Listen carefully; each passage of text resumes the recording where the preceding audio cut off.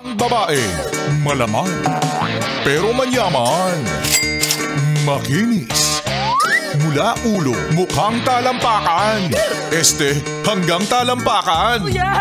Tara na! At makipag-ututang dila kay Laika Barista! Yes, friend, yan nga muli ang kanta na nagpapaalala sa'yo na huwag ka masyadong maging masaya kung sweet masyado ngayon sa'yo si jowa. Dahil tandaan, minsan kapag masyadong ine-effortan o kaya naman ay ginagalingan, meron niyang tinatagong kasalanan. And again, that was Sugar by Maroon 5.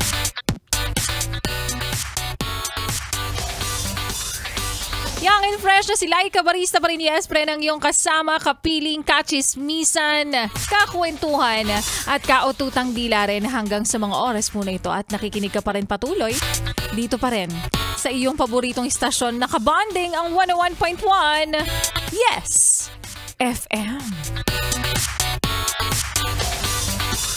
Kanina nga, yes, pre, na ay nabanggihan po natin ang kwento ng ating Laika Barista Moments na pinamagat ng 3-month rule. Nakuwento ng mga taong hindi naman sinusunod ito. Or should I say, dapat nga bang sundin? No? Hindi ba pwedeng kapag kumate, pakamot mo na agad sa iba? Charot. Kapag nararamdaman mo o kapag naramdaman mong magmahal na ulit, go lang, di ba?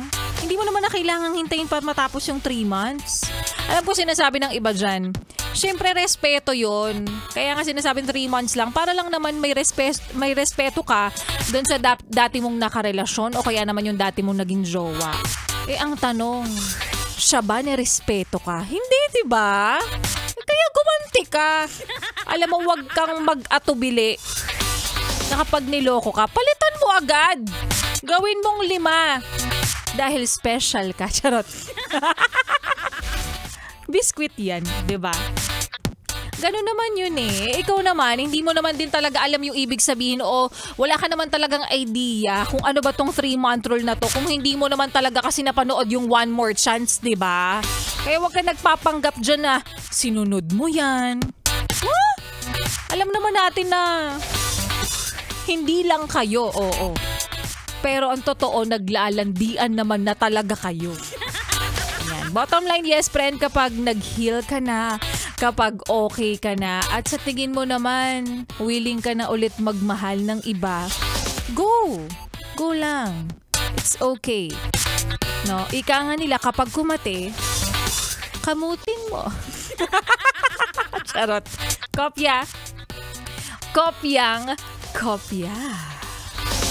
Heto na naman yung mga yes friend nating nag-PM sa aking Facebook fan page na Laika Barista, LYKABARISTA, para magpabate, magpa-shoutout, magpa-shut up.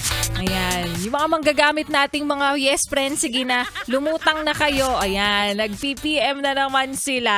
Nakatune in daw si Don Burabog Feria. Nakatune in kami habang umuulan ngayon. Oo nga, umaulan daw. Pa-shoutout kay Weng Karanay. Wag na daw siyang umiyak, sabi ng kumpare niyang si Toto. Maraming salamat po, DJ Laika Barista. Na nag-PM din sa atin si Jimmy Tesorero Doronilla. Panotis po, idol. Sana manalo na. Yan. Manalo na saan? Sa pera-pera lang yan. Ikaw ba nag-register ka na? Siyempre, kapag nag-register, may chance ang manalo. Hintayin mo lang, Jimmy. Isang araw. Malay mo naman, di ba? Ikaw na ang mapili namin. Ikaw na ang mabunot na mananalo ng 1,000 pesos. Sa pera-pera lang yan. At kay Philip James, nag-PM din sa atin, hi Miss Laika, maulang hapon po, pabati po kay Ronilio Ilagan na natatraffic ngayon sa C5. Maraming salamat po and God bless. Wilson Diaz Galang, shout out sa Road Night Elite Grab kay Kuya Francis Tugade and happy birthday. Alfred Marcelino, of course, lagi nakikinig yan. Renante Amper, si Misael Makatangay, si Holy Agiman na nag-send din ng kanyang words of wisdom. Sabi niya, Thursday's blessings. We are all visitors to this time, this place. We are just passing through. Ito naman, yung ang saya-saya mo, tas bigla kang bibigyan ng ganitong pa words of wisdom. Parang nagpapaalam ka. Marv Bautista. Pa-shoutout po sa UV Express Montalban Cubao na sinasakyan ko ngayon na dumadagungdong. Na bakit dumadagungdong? Kasi nakikinig sa 101.1 Yes FM. Anong plate number niyan? Anong plate number niyan at nang mabati natin? Hindi yan kolorum, ha? Charot lang. Archie Dizon What? Na nag-send ng selfie at ng picture rather na siya'y nakikinig sa 101.1 Yes FM. Yan, yung pinicturean niya pa yung kanyang monitor. Ayan, UV Express bus yan, sabi. Ayan, hindi daw kolorum. Safe. Baka mamaya ma-announce natin tas kolorum pala eh. Princess Mendoza, pabati po kay Lon. Birthday niya ngayon. Ayan, happy listening and happy birthday. Wag naman sana puro pabati lang that may pasunod na handa. Ganun.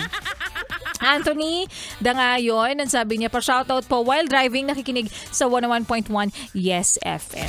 Thank you so much mga Yes Friends sa mga nakikinig pa rin hanggang sa mga oras na ito. Yung mga pauwi na, papunta pa lang sa galaan, papunta sa dinner. Kaya kung saan man yan, ingat po tayo. Dahil maulan na sa ilang parte ngayon. O diba hinihiling mo yan? Pag ibinigay sa'yo, nagre-reklamo. Kapag hindi ibinigay sa'yo, nagre-reklamo ka pa rin. Wala talaga tayong kakontentuhan sa mundo. Anyways, maraming salamat. And bukas ulit, Yes Friend, magsama-sama tayo.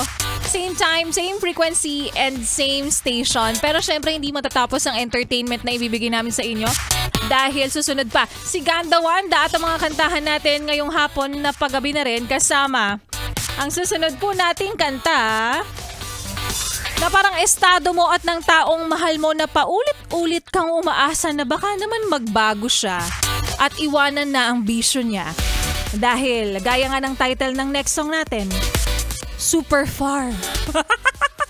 By Lainey, dito pa rin sa 101.1 Yes FM.